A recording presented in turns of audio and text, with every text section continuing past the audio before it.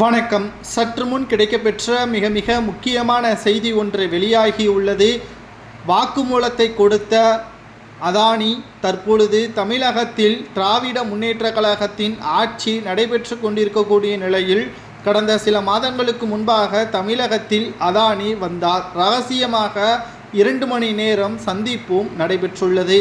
இதில் 950 கோடி ஊழல் செய்யப்பட்டதாகவும் இதற்கு மிக மிக முக்கியமாக திராவிட முன்னேற்ற கழகத்தினர்கள் ஒத்துழைப்புடன் மின்சாரத்துறையில் சுமார் 7500 கோடி வரை கொடுக்கப்பட்ட டெண்டர் ஒப்பந்தத்தில் 950 கோடி முதலாவதாக முன்பணமாக அதானி குழுமத்திடம் இருந்து ஸ்டாலின் அவர்களும் செந்தில் பாலாஜி அவர்களும் பெற்றதாக தற்பொழுது வாக்குமூலத்தை அதானி குழுமத்தில் உள்ள மிக முக்கியமான நபர்கள் அமலாக்கத்துறை அதிகாரிகளிடம் தெரிவித்திருக்கிறார்கள்.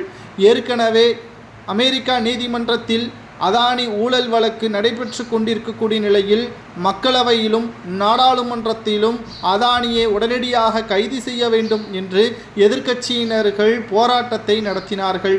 ஆனால் இந்த போராட்டத்தில் திராவிட முன்னேற்ற கழகத்தின் எம்பிக்களோ திமுகவின் கூட்டணி கழகத்தின் எம்பிக்களோ கலந்து கொள்ளவில்லை என்பதையும் நாம் பார்க்க வேண்டும். தற்பொழுது தமிழகத்தில் அதானி வந்தது உண்மைதான். ஆனால் நாங்கள் யாரும் அதை சந்திக்கவில்லை, அவரை சந்தித்து பேசவில்லை என்று ஸ்டாலினும் உதயநிதியும் பேசியிருந்தார். ஆனால் செந்தில் பாலாஜி அவர்கள் அதை ஏற்றுக்கொள்ளவில்லை. நாங்கள் சந்தித்தது உண்மைதான், ஆனால் முறையான டெண்டர் தான் வழங்கப்பட்டோம் என்றும் நிலக்கரிகள் ஒட்டுமொத்தமாக அவரிடம் இருந்து கொள்முதல் செய்தோம் என்றும் தெரிவித்திருந்தார். இதற்கு மிக முக்கியமான காரணமே இவர்கள் இருவரது சந்திப்பு நேரடியாக பதிவு செய்யப்பட்டுள்ளது.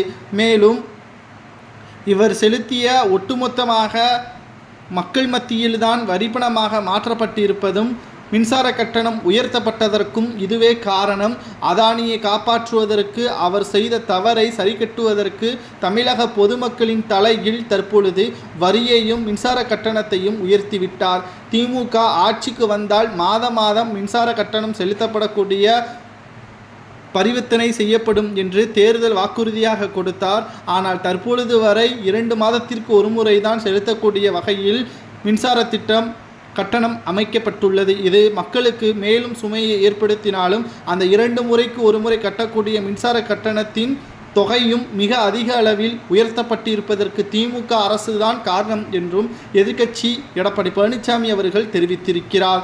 தற்பொழுது ஊழல் வழக்கில் மிக முக்கியமான சாட்சியாக அதானி குழுமத்தில் உள்ள நபரை தெரிவித்திருப்பதால் விரைவில் அமலாக்கத்துறையினர் தமிழகத்தில் ஸ்டாலின் உட்பட பலரிடம் விசாரணை நடத்தப்படலாம் என்ற தகவலும் வெளியாகியுள்ளது.